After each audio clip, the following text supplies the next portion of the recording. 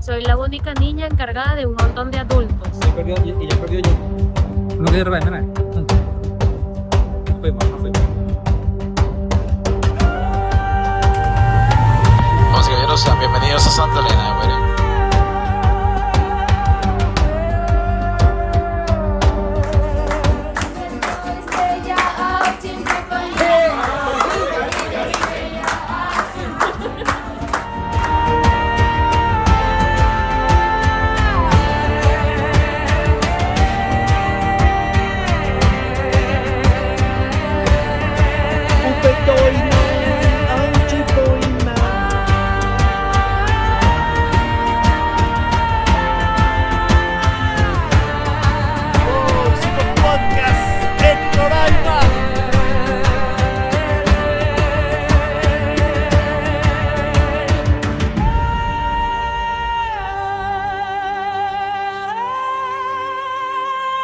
Juan, vacílate esto.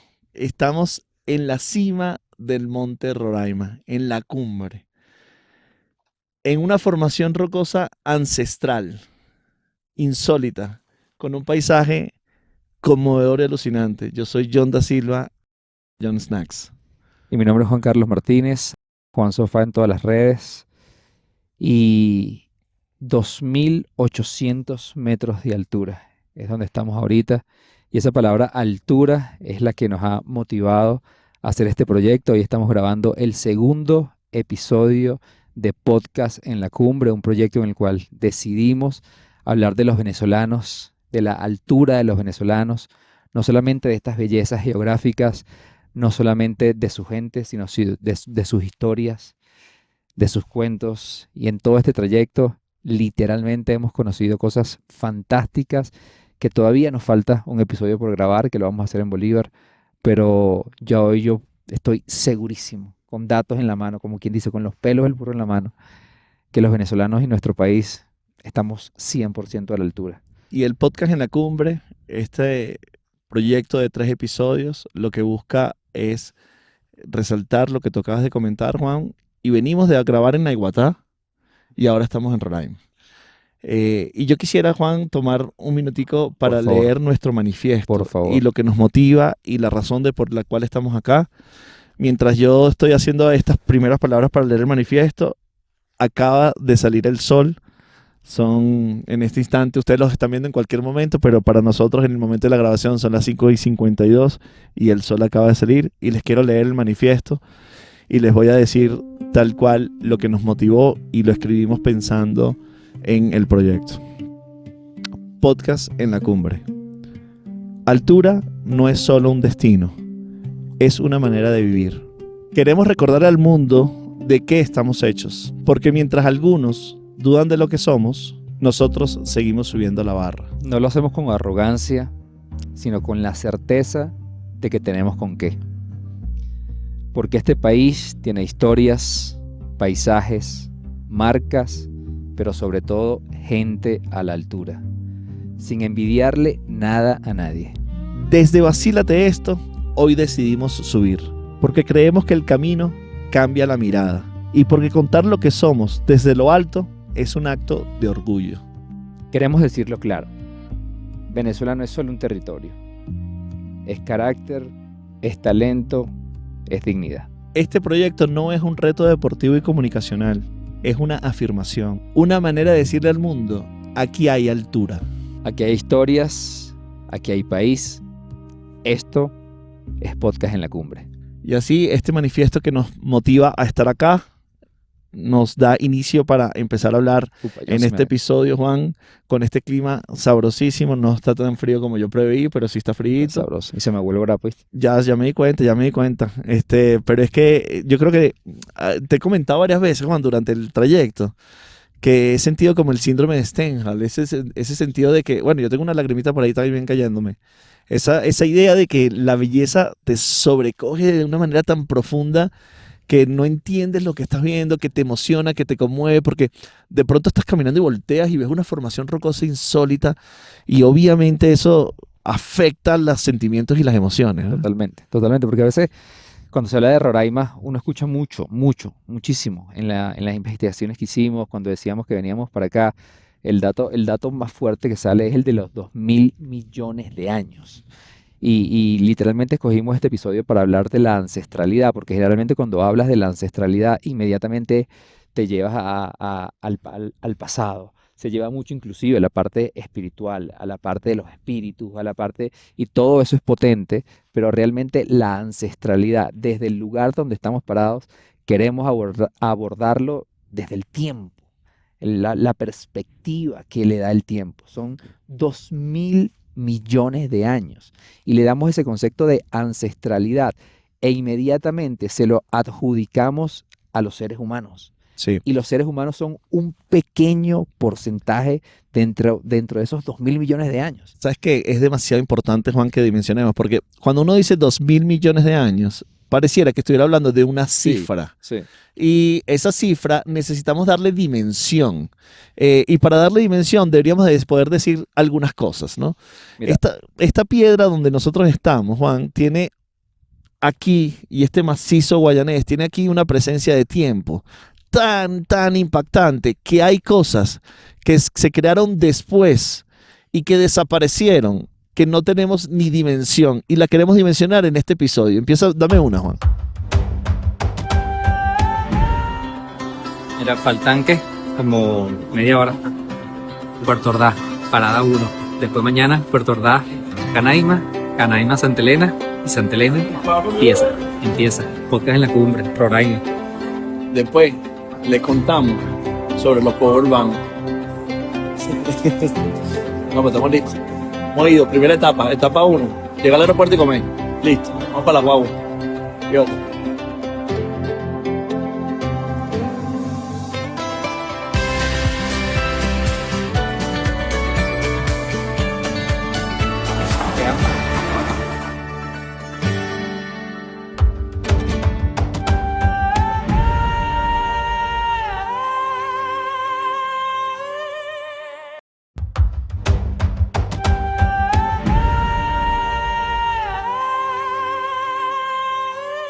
vamos a empezar desde lo más macro hasta lo más micro.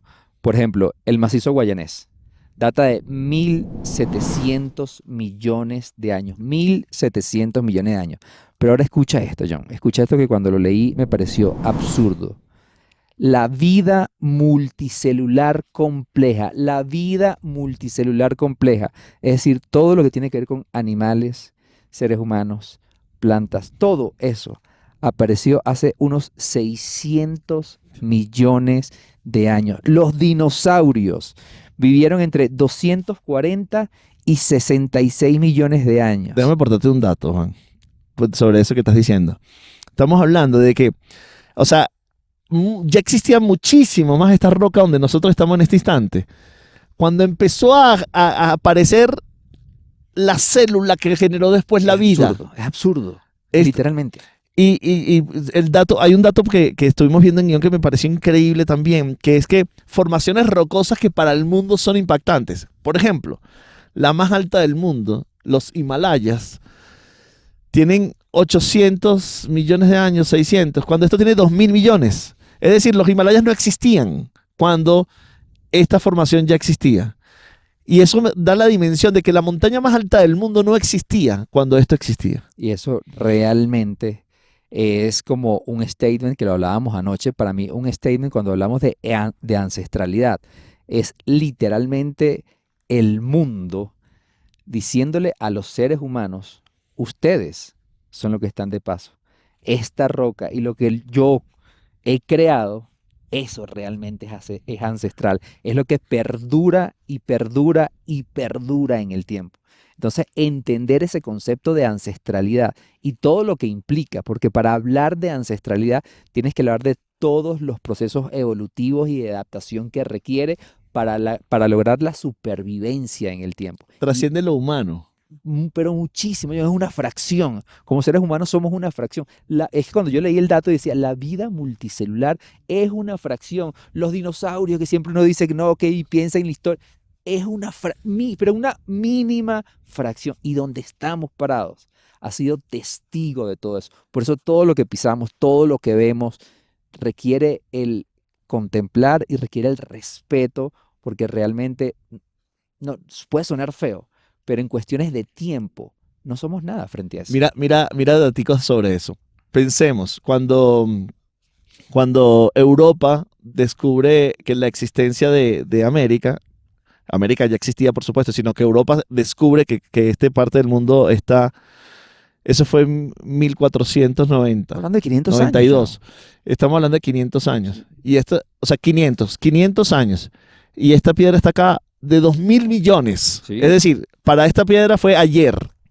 Yo- Venezuela tiene exactamente. 200 años. 200 años. O sea, de donde nosotros nacimos, toda la historia que hemos aprendido, todo lo que ha sucedido en 200 años.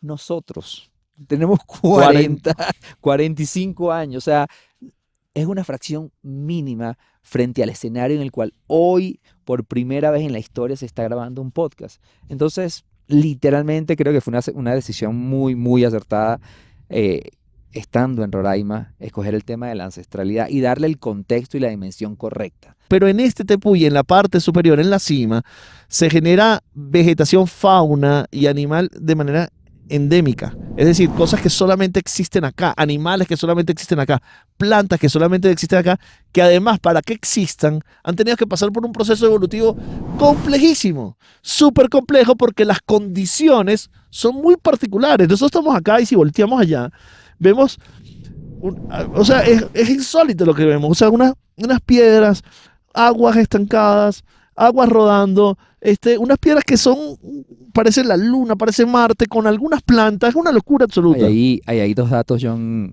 que te tiro para darle contexto y un poquito más de profundidad a lo que estás diciendo, porque nuevamente, a veces somos como muy ligeros en el conocimiento, en cómo nos expresamos. Yo recuerdo la primera vez que yo vine a Roraima, nos hablaban mucho de la típica, no me sé el nombre exactamente, pero es la ranita negra de Roraima. Y esa es una ranita que es muy, muy, muy particular. Literalmente solo se encuentra en este territorio. Y hay un dato increíble que tiene que ver con la adaptación con el pasar de los años. Para que tengan una idea, esa ranita no salta. Esta ranita, como ha estado y ha evolucionado en este contexto, no necesito decir, la naturaleza no Porque le no tiene dio. depredadores. No las buscan. Entonces ella no salta, ella rueda. Cuando se ve amenazada, se contrae como una piedra y rueda. Entonces, ese tipo de datos es absurdo. El otro dato que a mí me voló literalmente el Sobre coco. eso déjame contar algo, Juan, Vale. que para nosotros es fundamental el máximo respeto y el impacto absoluto cero de todas las personas que visitan a Roraima. Totalmente. Y esta ranita se ve, no se toca. Esta ranita no hay que agarrarla, no hay que tomarse foto con ella. Tómale fotos a ellas, aprecia la vela, pero sin tocarla y sin intervenir absolutamente nada en su proceso. Y cuando pensamos en Roraima, piensas en la madre de todas las aguas. Y literalmente sí. Sí, es una expresión que hemos escuchado mucho, ¿no? Y se le debe mucho al agua, lo pura. Se dice que es una de las aguas más puras que pueden existir. Y esto tiene un porqué y está muy conectado con el tema de las plantas carnívoras. Porque mira lo que sucede. Cuando llueve, esa agua es filtrada por rocas que tienen más de 2.000 millones de años. Ese filtrado biológicamente y científicamente está comprobado que se le llama como agua muerta. Es agua que tiene pocos nutrientes, es un agua muy ácida y toda esa acidez hace que esa agua no pueda nutrir las plantas, porque las plantas se alimentan mucho de agua. Por eso las plantas tuvieron que evolucionar y obviamente al no poder nutrirse del agua, tienen que evolucionar y nutrirse de insectos para poder sobrevivir. Y eso es lo que lo hace carnívora, porque esa percepción cinematográfica de las plantas carnívoras que comen gente no es. Exactamente. Es plantas que al no tener lo que normalmente podría tener en otro lugar del mundo, con los diferentes componentes que están en el agua para alimentarse, estas plantas recurren a los insectos y a los elementos que tienen a su alrededor para poderse alimentar. Es decir, atraen que un insecto venga a ella, por ejemplo, a consumir algo de ese insecto, de esa planta, y la planta se come el insecto y con eso es que persevera y vive. Pero la planta como tal, que la podemos ver acá en el Roraima, tuvo esa exigencia de evolución, Juan, que le permitió que pudiera sobrevivir. Ahora, Juan, estamos hablando de miles de años para que esto suceda. O sea, porque esto no sucede que no, en 3 meses se cambió. No. Exactamente. Esto sucede de un día para otro. O sea, velo en la ranita.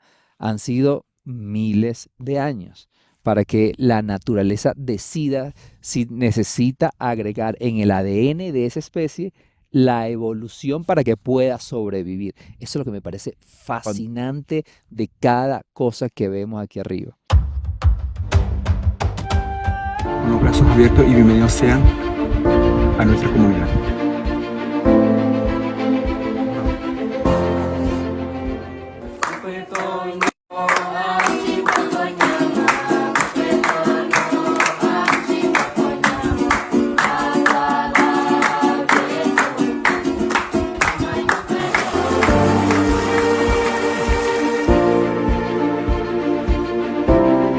Llevamos cerca de 6 kilómetros. Vamos por la mitad.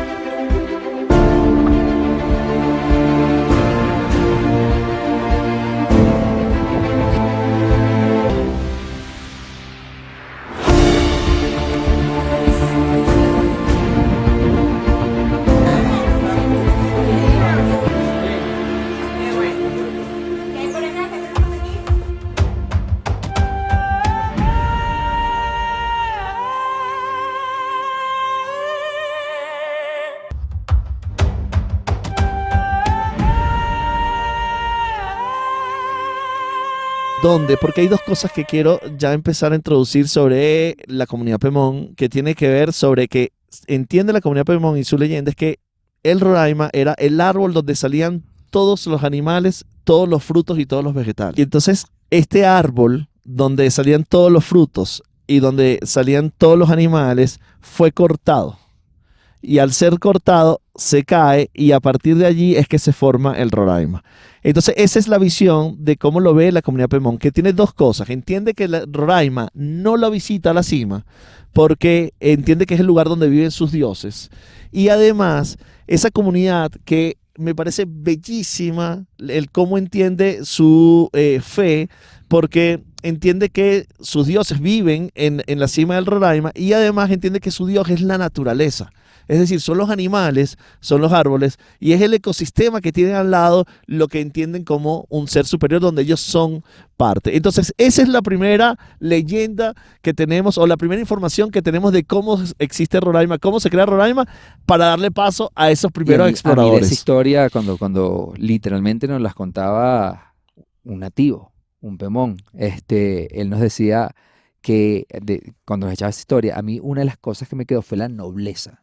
O sea, esa palabra nobleza se me quedó grabada, porque literalmente fue la primera vez que viendo Roraima, que además en ese momento lo estábamos viendo desde un momento hiper afortunados de verlo tan despejado, literalmente se ve el tronco caído, porque él decía, nosotros como Pemones, o sea, lo veíamos como el árbol que nos daba absolutamente todo, pero nosotros mismos fuimos el que lo tumbamos. Sí. Y aún caído por nosotros es que Él le da nacimiento a todo esto que estamos viendo detrás de nosotros, así como surge la sabana, o sea, de ese árbol caído. Entonces, literalmente son lecciones de humildad, lecciones de un nivel de humanidad tan increíble. Y volviendo a la conversación De la expedición. con el tema de la expedición, viniendo de los Pemones y sus leyendas, y luego teniendo la parte científica documentada, se habla, John, de en 1884, que esto es otra cosa que es como debatible, porque de los registros se sabe que en 1884, perdón, y voy a leer el nombre tal cual para dejarlo como bien colocado, se reconoce como la primera exploración documentada cuando la persona Everard, perdona mi inglés con frío en este momento, Everard Thorne, en 1884, que era biólogo, explorador, fotógrafo, llega aquí a Roraima. Inglés, ¿no, Juan? Es inglés, botánico, Y mira lo interesante de esta época. En 1884, el mundo estaba muy obsesionado con Darwin, toda la teoría de la evolución. Y él, para completar una de las obsesiones de la humanidad en ese momento, que era la búsqueda del eslabón perdido.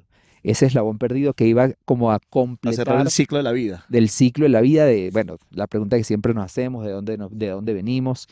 Y él, Obviamente basado en la teoría de la evolución que Darwin estaba Exactamente. planteando y toda la evolución animal y todo que es una arista, la interacción que sucede. él en ese momento, él aseguraba que si este lugar había resguardado por tantos millones de años la vida, aquí él estaba seguro que iba a encontrar el eslabón perdido.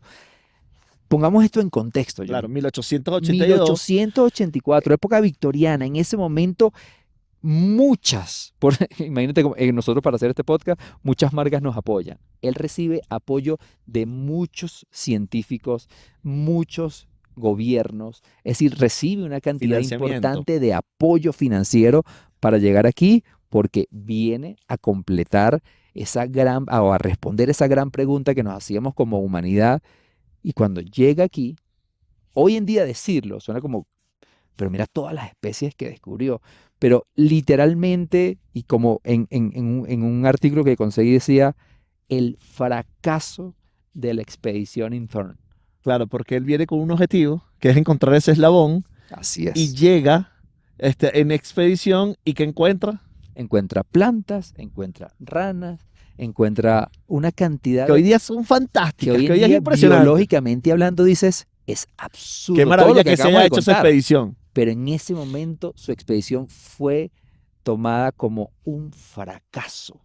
Y no es sino hasta la novela de El Mundo Perdido que escribe Doyle, que él cuando lee toda esta documentación de la expedición que Thorne hizo, él dice, bueno, ya va. Claro, lo que sucede es que en ese momento la gente estaba como expectante de conseguir fósiles de dinosaurios aquí arriba. Y el eslabón perdido. Y cuando él regresa dice, miren las plantas, los insectos. Claro. Entonces había una decepción importante. Entonces, ¿qué hace Arthur Conan Doyle? Arthur Conan Doyle le pone el realismo mágico, Sí. le pone la idea, le pone la Exactamente. fantasía, le pone la teatralidad, y crea esa historia y el mundo, puff, cae a los pies, se conmueve. Y hay una frase que me encanta que dice, esa novela súper exitosa que ha servido de inspiración de muchos otros libros, de muchas películas, El Mundo Perdido. Se dice que el éxito de ese libro viene porque Doyle lo que dice, yo voy a escribir no lo que él descubrió, sino lo que la gente necesitaba escuchar. Y por eso es como satisfacer esa necesidad de contenidos que tenían las personas, adaptado a la época. Él dice, bueno, si la gente no está feliz y esto es lo que quería, vamos a escribir una novela sobre eso. Y de ahí se detonan, obviamente, una cantidad de documentos, de películas, de libros que han venido alimentando con el pasar de los años esa curiosidad de las personas que hoy en día siguen viniendo a Roraima. Sale la gran película Up de Disney, que se crea en este contexto, en este mundo, lo representa. De hecho, por allá hay una imagen que fue la que recreó algunas cosas que hace que el mundo de una manera hipermasiva conecte con estos espacios, estos territorios. Nos contaban que se vinieron acá Sí. diseñadores gráficos de Disney para entender el espacio y entender la imaginación. Y realmente, Juan, te digo que yo he estado por ahí viendo lugares y digo, sí, o sea, se asemeja muchísimo. Es claro y evidente que fue acá que se logró la inspiración, ¿no? Pero Up fue como que lo pone en la cultura Bueno, pop. el Monte Roraima. frontal, John. 7:51. Teníamos previsto salir a las 8 de la mañana. Vamos, perfecto. Vamos para campamento base. Hoy es uno de los días más duros. Vamos a ganar casi 800 metros de elevación. Vámonos.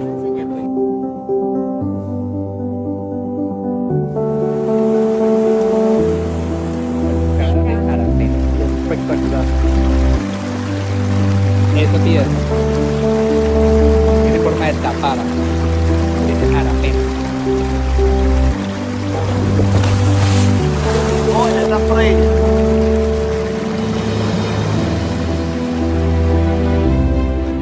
altura no necesariamente quiere decir ser mejor que otro.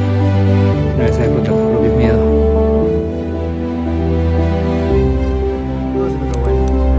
Ahí sí se nota. Digamos, fue todo en este momento.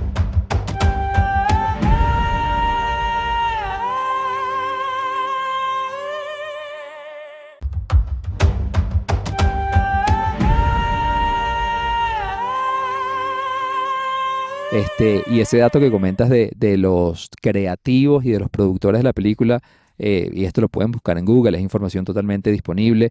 Muchos de ellos vinieron y pasaron días sketchando, grabando, dibujando. O sea, todos los escenarios que veían, y hay uno de ellos, que uno de los directores de arte de Disney, que pasó muchos años dentro de la compañía, de hecho fue uno de los directores de arte de la primera película de Toy Story, que hay entrevistas que escucharlo a él hablar de Roraima, él decía, es un lugar que realmente te atrapa y él no se quería ir. O sea, él decía, hemos estado en diferentes locaciones para hacer muchísimas películas y hacer bocetos de los escenarios que nos van a inspirar, porque al final es inspiración. En Up nunca se habla de Roraima, pero se deja demasiado claro que es Roraima, sí se habla de Venezuela. Y él decía que como que el proyecto inicial requería que 3, 4 días estuvieran aquí en la cima, grabando, dibujando, debatiendo, y pasaron cerca de 9, 11 días aquí arriba, porque decía que no se querían ir. Pero tiene un impacto global desde la estética, de lo imponente que es el Tepuy, que la gente cuando ve la película dice, ¿dónde es eso? Y literalmente ahí se conectan en esa película se conectan muchas cosas de la cultura pop, que es los escenarios, que es las expediciones, que son los científicos, que son los aventureros de muchísimos años, que coinciden y con el pasar de los años quieren seguir viniendo a Roraima para descubrir, que es básicamente la premisa de Up. Luego llevándolo John al cine venezolano. En el año 2013 se graba en estas locaciones La distancia más larga. Una película que nuevamente, si bien para los venezolanos Roraima siempre ha significado algo fantástico y un querer. Ayer cuando hacíamos el live, mucha gente decía, para mí ir a Roraima es un sueño. Sí, Es claro. un sueño, es una meta que quiero cumplir, y yo coincido que dentro de las posibilidades de cada quien, Roraima debe ser un lugar para visitar por lo menos alguna vez en la vida.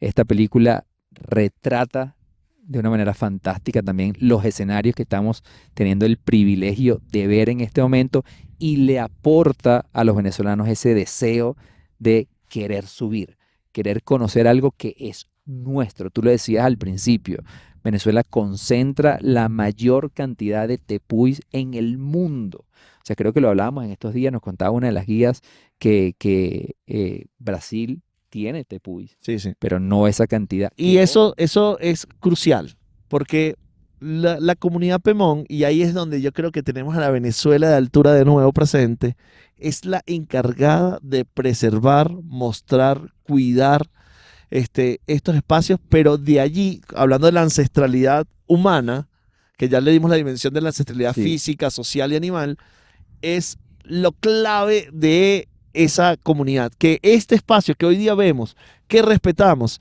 que cuidamos, existe tal cual como existe porque la comunidad Pemón está detrás de ella, cuidándola, preservándola y garantizando que cada persona que venga a este lugar viene con la dignidad y con el comportamiento adecuado para salir con impacto cero absoluto de la visita al Tepuy. Nosotros lo leíamos en el manifiesto cuando hablábamos de lo que significa para nosotros ser un venezolano de altura.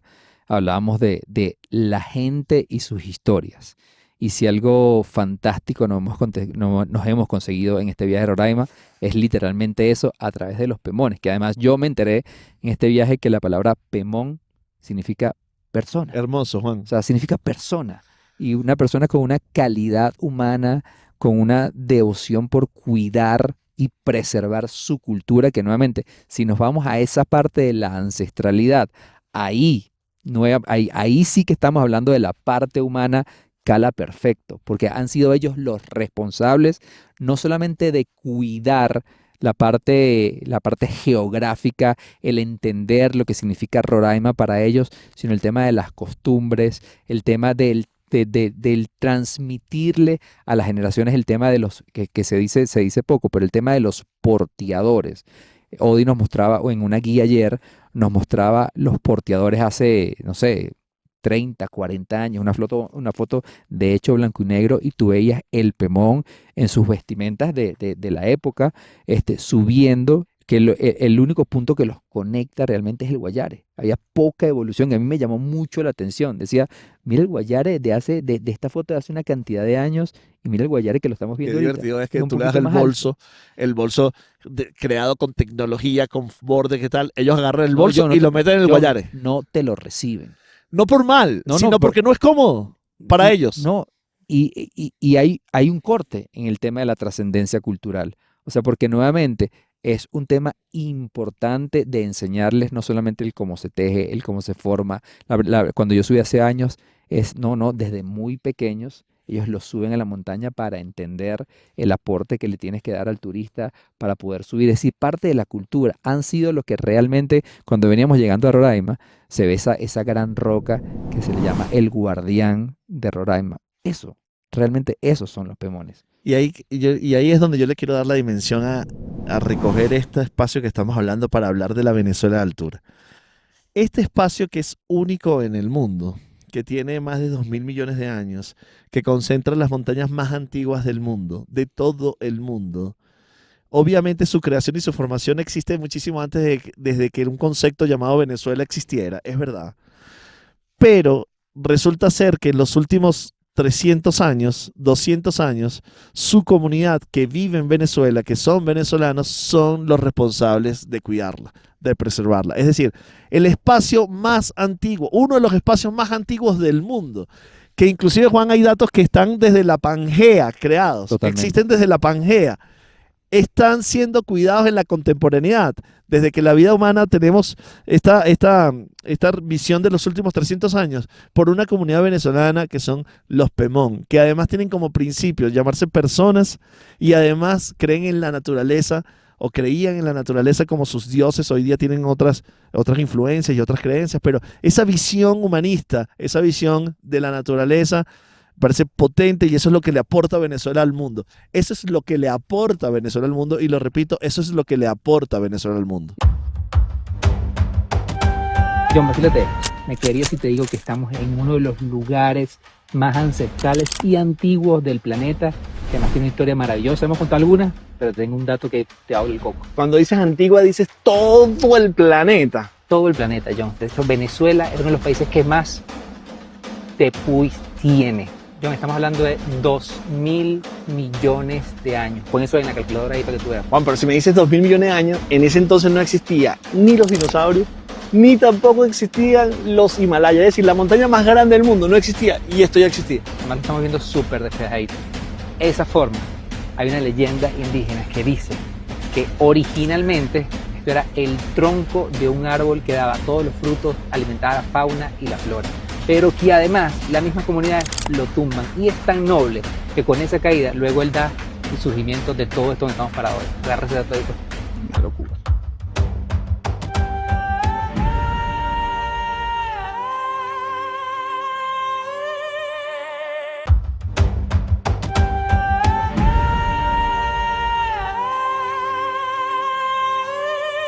Y pasa precisamente porque uno lo ve lo puede ver en el diarismo, en el círculo de amigos, familiares que uno puede tener. Pero en estos días cuando hablábamos hicimos aquel short del barrio con el concierto de Servando y Florentino, una de las reflexiones que a mí me quedaba es que yo decía que el tema cuando hablamos de que el venezolano es echado para adelante, que el venezolano es empático, que el venezolano es buena gente, mucho de eso viene del barrio. Pero cuando nosotros hablamos realmente de esa capacidad de transmitir conocimiento, de atender, de ser amables, de ser nobles, de comprometerte realmente con tu herencia, eso viene de los Pemones. Y eso sí, para mí es la respuesta a la ancestralidad aplicada al ser humano. Y ya van 2 veces, en mi caso, subir a Roraima, y cada vez que me voy, lo decíamos, el Pemón tiene esa particularidad de tomarse las cosas con calma, de tomarse el tiempo para explicarte. A mí me conmueve mucho cuando veníamos subiendo, nuestro guía Noé decía, por favor, deténganse. Y él decía, quiero contarles esta historia. Y uno que viene de Caracas, que el tiempo lo quieres vivir totalmente apresurado, que quiero consumir en 40 segundos, en un minuto una historia, el escucharlo, el tomarse el tiempo para hablar, decir, esto fue construido, mi abuelo me contó esta historia, yo crecí viendo esto en el ritmo en que lo hacía, con la nobleza y la pasión, que los ojos le brillaban cuando te contaba esa historia. Para mí eso es algo que me lleva y que yo sabía que cuando empezamos a escribir este proyecto de podcast en la cumbre, que nos íbamos a encontrar con gente amable, con gente, pero lo hemos visto mucho en los Pemones, lo hemos visto mucho en las personas que nos han atendido. O sea, lo hacen con una pasión, con un amor que para mí eso es lo que representa Venezuela. Luego hay, Juan, en la comunidad Pemón, hay personajes que han destacado muchísimo sobre cómo educar e impactar a la comunidad para la preservación. Y luego está la discusión, porque hay veces que uno se acerca a la comunidad Pemón y obviamente hay como una falsa expectativa de, o sea, de cómo se visten, de Sí. si utilizan tecnología, si no utilizan tecnología, y en esa evolución lógica que existe en los seres humanos, o sea, hay acceso a la información, hay acceso a los contenidos, entonces ya han evolucionado de una manera muy digna sobre cómo vivir en estos espacios, en estos entornos, pero hay algunos personajes de la comunidad Pemón que quisiéramos nombrar. Lisa Enrito, que es una líder Pemón, mujer líder Pemón, que ha impactado muchísimo a la comunidad desde la idea de la preservación y el cuidado de la cultura, la tradición y la visión de la naturaleza y cómo preservar la tradición y la cultura. Y sobre eso hablaba Juan en estos días con Noé, nuestro guía, que nos decía lo clave que es para ellos mantener su lengua y cómo tal vez algunas personas de las nuevas generaciones tienen inclusive dificultad en la lengua. Entonces, lo clave de preservar el lenguaje, las tradiciones y la cultura, y Lisa ha impactado mucho sobre esto porque es demasiado importante, porque el lenguaje es parte de nuestra identidad como venezolanos y hay personas dentro de la comunidad que lo están haciendo, como es el caso de John, Lisa. importante destacarlo, lo hablábamos estos días. Las lenguas indígenas son lenguas oficiales. O sea, porque hay gente que dice, bueno, son lenguas históricas. No. Así como lo es el inglés, el portugués, el alemán, las lenguas indígenas son lenguas oficiales y o sea, de lo que hemos hablado, mantenerlas en el tiempo es extremadamente necesario comprometerse con eso. Juan, y luego hay nombre de miles de personas, pero ¿sabes qué me conmueve a mí? Ver cómo nos recibieron, Juan, por ejemplo, con cantos, un canto de bienvenida. Bueno, el día de hoy, Estrellita, parte del equipo de producción, cumple años y esta mañana le cantaron una canción en Pemón, un gesto maravilloso que tuvo Noé con ella, que nuevamente habla de esa empatía y de esa, porque a ver, se conocen hace 3 días Sí. y ha sido un ser de luz, literalmente. Entonces nos reciben, Juan, con un canto. En ese canto su búsqueda es la empatía y conectar con las personas, con personas, en su idioma que para nosotros es totalmente distinto, incomprensible, nada más cómo se pronuncian las palabras, pero hermoso, nos conectan. Entonces tú ves a las jovencitas y a los jovencitos luego también como porteadores, cargando el peso que necesitan al servicio de las personas que venimos a visitarlos, como parte de su trabajo, porque ese es su sustento y es la clave. El turismo es parte de su sustento. Luego el sustento viene dado también por la agricultura y viene dado también por la caza, pero en unas tierras que son complejas para la agricultura, porque esos mismos minerales ácidos hacen que la tierra sea ácida, como le llaman, por lo cual el nacimiento de plantas, el nacimiento del trabajo agrícola tradicional que vemos en el resto del país tiene mayor reto y complejidad. Y luego también, Juan, el espacio gastronómico de los Pemón, que yo tengo que nombrar este espacio porque, bueno, sabes que la No, porque te gastronomía enchilaste anoche. siempre es muy importante y yo soy fanático de los picantes de estas zonas. El cumache es algo fantástico, divino. Ayer tomándome una sopita me enchilé como dicen los mexicanos, comiéndome un picante, pero es de un sabor y de una potencia y de un gusto. Además, bueno, de los diferentes picantes que aquí se hacen y de las sopas y de las comidas, que también le dan mucha identidad a la comunidad y a la región. Escribimos esto ayer, que lo estábamos debatiendo y me parece una frase maravillosa que engloba realmente el concepto de este podcast que habla de la ancestralidad. Y voy a leer lo que estuvimos escribiendo porque mira lo que dice. Dice, la ancestralidad no es una foto en Huayuco. No es un objetivo de museo estático. Es una Me encanta estrategia, eso, me encanta eso. es una estrategia de supervivencia. El Pemón, que adapta su cultura para proteger su tierra y su comunidad, es el verdadero heredero ancestral. Y esta es la frase para mí maravillosa que encierra este podcast. La ancestralidad que no se adapta muere y se convierte en un museo. Y la ancestralidad que se adapta, así como el Monte Roraima, sobreviven a través de los años. Desde arriba todo tiene sentido. Desde arriba la visual es un poco más clara y Venezuela es de altura. Y este es el episodio 2 de este proyecto Podcast en la Cumbre que pretende demostrar el por qué decimos que Venezuela es de altura. Ahora desde la ancestralidad, desde la conexión humana, natural que tenemos en este país, que estamos preservando un territorio de los más antiguos del mundo y nuestras comunidades son las que los preservan. Y desde arriba les queremos decir gracias.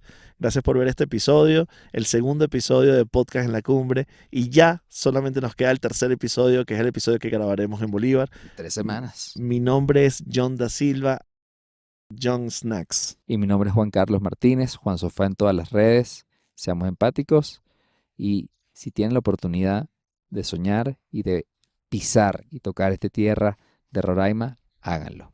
Vale la pena. Huacupe, Curumán. Huacupe, Curumán. Gracias, Empemón.